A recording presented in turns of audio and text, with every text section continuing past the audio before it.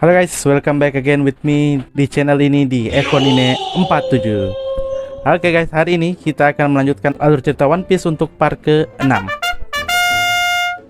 Oke, di part sebelumnya kalau tidak salah kita sudah mengetahui ternyata pelayan Kaya adalah sosok Kapten Bajak Laut yang bernama Kapten Kuro. Kemudian Luffy, Zoro, dan Nami juga sudah merencanakan rencana penyergapan, namun sayangnya gagal karena mereka salah lereng atau salah tebing. Dan di part sebelumnya pun mulai sudah terjadi bentrokan antara kedua kubu, antara kru Luffy dan kru Kapten Kuro.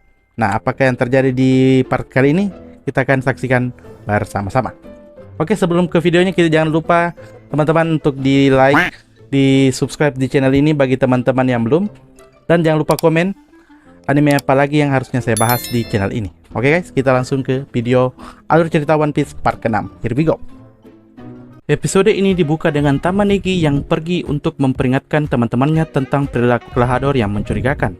Sementara itu, di lereng utara, setelah mengalahkan semua anggota Kroco Bajak Laut Kucing Hitam kecuali Django, Luffy dan Zoro bertengkar dengan Nami dan Usopp yang menyalahkan mereka atas keterlambatan mereka. Agar rencana Kapten Kuro berjalan sesuai jadwal yang telah diberikan, Django memutuskan untuk menghipnotis kru bajak lautnya agar mereka menjadi lebih kuat daripada Luffy dan kawan-kawannya. Setelah dihipnotis, para kru yang terhipnotis begitu marah sehingga mereka menjadi lebih kuat. Salah satu dari mereka bahkan berhasil memecahkan bagian tebing di lereng utara hanya dengan satu pukulan dari tangan kirinya.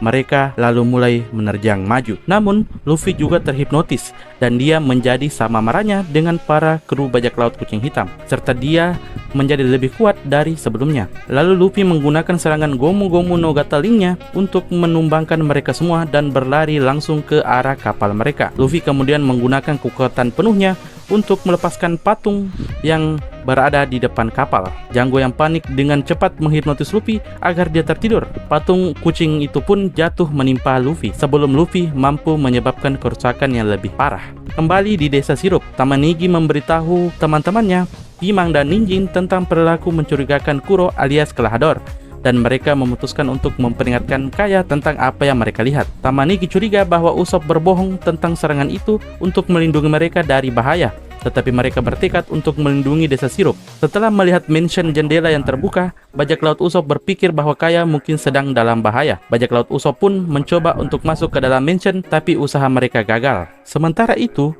Kaya masih berada di dalam mansion dan sedang bermimpi tentang Usopp yang mencoba membunuhnya. Dia pun akhirnya terbangun dan memutuskan untuk mencari Klahadore. Saat membuka sebuah ruangan, dia menemukan Mary tergeletak di lantai dalam keadaan terluka, tetapi masih hidup. Mary memberitahu Kaya bahwa Klahadore sebenarnya Kapten Kuro yang ingin mengambil harta warisannya. Kaya menyadari bahwa Usopp berkata jujur tentang Klahadore yang ternyata Kapten Kuro. Mary memberitahu Kaya bahwa dialah satu-satunya yang bisa menghentikan Kuro sekarang. Ahli waris muda itu pun sekarang bertekad untuk menemukan Kuro dan menghentikannya. Di depan mansion bajak laut, Usopp masih berusaha sebaik mungkin untuk masuk ke kediaman Kaya. Mereka lalu melihat Kaya keluar dari mansion dan menuju ke lereng utara. Mereka mengikutinya secara diam-diam. Kembali ke lereng utara, Zoro, Nami, dan Usopp yakin bahwa mereka hampir memenangkan pertempuran melawan bajak laut Kucing Hitam. Django yang panik memutuskan untuk memanggil kartu andalan terakhirnya, yaitu Nyaban bersaudara, Sham, dan Buci. Django memerintahkan mereka untuk menyerang Usopp, Nami, dan Zoro. Nyanban bersaudara berpura-pura takut pada Zoro untuk menurunkan kewaspadaannya.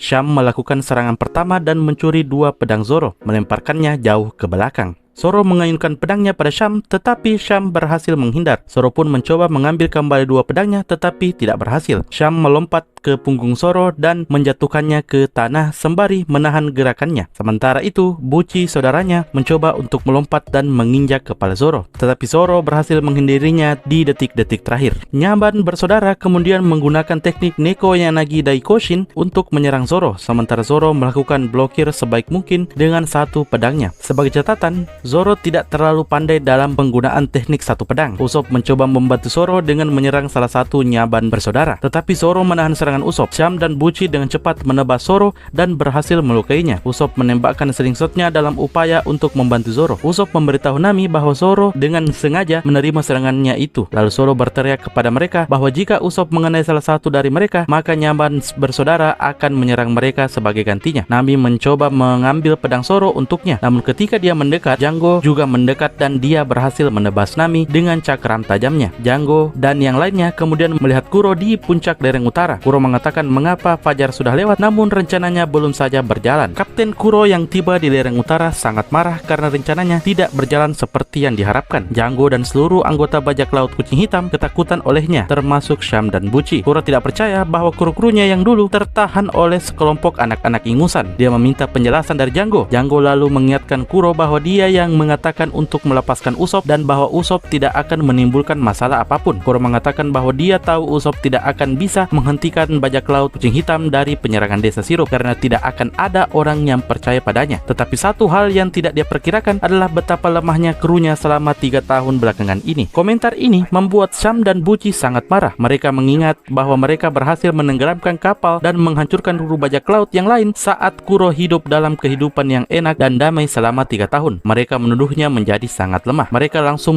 menyerangnya berharap untuk membunuh Kuro. Django mencoba memperingatkan mereka tetapi sia-sia. Sebelum mereka bisa menghantamnya, tiba-tiba Kuro menghilang dan muncul beberapa saat kemudian di belakang dua bersaudara itu dengan sarung tangan Cat Claws-nya. Itu bahkan membuat Zoro terkejut. Nyamban Brother mencoba menyerangnya lagi tetapi Kuro menghilang lagi. Django mengenali gerakan ini sebagai teknik Nuki-Ashi, serangan khas Kuro. Dia muncul kembali di belakang Sham dan Buci dengan pisau mirip cakar menghunus kepada mereka. Teknik ini sangatlah kuat, bahkan sekelompok 50 pembunuh tidak bisa menghentikan Kuro. Django tahu bahwa Kuro tidak pernah kalah dalam pertempuran. Kuro memberi waktu 5 menit pada kru-krunya untuk membunuh Zoro. Jika tidak, dia sendirilah yang akan membunuh mereka semua. Sham dan Buci langsung kembali menyerang Zoro untuk membunuhnya. Namun Nami berhasil bangun lalu menendang 2 pedang Zoro ke arah Zoro. Pedang-pedang itu pun berhasil kembali. Meskipun agak kesal bahwa Nami menendang pedangnya tanpa rasa hormat, Zoro berterima kasih padanya karena telah mengembalikan pedangnya dan dia pun sukses mengalahkan Nyamban bersaudara dengan menggunakan teknik Toragari. Usopp dan bajak laut kucing hitam terkejut dengan serangan pedang Zoro. Zoro mengatakan pada Kuro bahwa dirinya akan dikalahkan dalam waktu kurang dari 5 menit. Buci masih sadar dan memohon kepada Django untuk menghipnotisnya agar dia menjadi cukup kuat untuk mengalahkan Zoro. Setelah dihipnotis, Buci menjadi lebih kuat dan lebih liar daripada sebelumnya. Otot-ototnya bahkan bertambah besar. Hal itu membuat Zoro terkejut tetapi dia berhasil mendapatkan ketenangannya dan memutuskan untuk melawannya apapun yang terjadi. Sementara itu, Nami pergi membangunkan Luffy yang tertidur di bawah patung kucing di depan kapal bajak laut kucing hitam. Nami berhasil membangunkan Luffy dengan menginjakkan kakinya ke kepala Luffy. Luffy pun terbangun tepat waktu untuk menghentikan serangan Django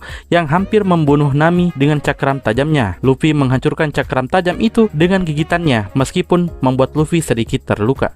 Bajak laut kucing hitam mulai berpikir bahwa mereka tidak bisa mengalahkan Luffy dan Zoro karena mereka terlihat sangat kuat. Luffy memperhatikan luka Nami, namun Nami meminta Luffy untuk berjuang demi harta karunnya. Para bajak laut kroco pun melarikan diri dari Luffy. Sementara Buci akan melawan Zoro, Django yang akan menghadapi Luffy. Kuro mengatakan bahwa waktu telah habis dan dia akan membunuh semua orang di lereng utara. Sebelum Kuro bisa membunuh siapapun, Kaya tiba-tiba datang dan memohon padanya untuk berhenti. Usopp berhasil menyelamatkannya sebelum Kuro menghunuskan cakar pedangnya ke arah Kaya. Kaya lalu berkata kepada Usopp bahwa dia tidak tahan melihatnya terluka demi melindunginya. Dia kemudian berbicara dengan Kuro dan mengatakan kepadanya bahwa Kuro bisa mengambil kekayaan dan warisannya dengan catatan Kuro harus pergi meninggalkan desa sirup selamanya. Kuro mengatakan kepada Kaya bahwa dia menginginkan lebih dari sekedar kekayaan. Dia menginginkan kedamaian. Dia mengatakan bahwa bajak laut kucing hitam masih akan menyerang desa sirup dan membunuhnya. Kaya kemudian mengeluarkan pistol dari mantelnya dan mengarahkannya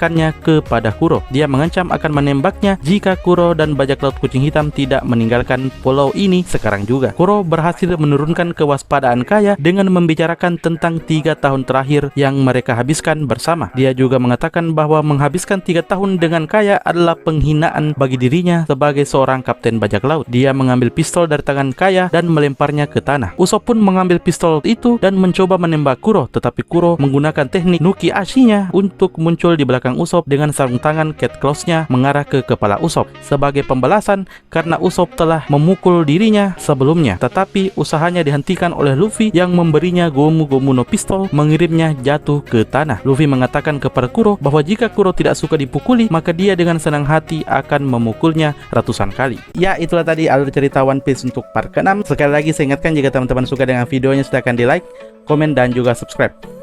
Oke guys, kita akan bertemu di video selanjutnya. Dan terima kasih sekali lagi bagi teman-teman yang menonton sampai di titik ini. Sampai jumpa, bye bye.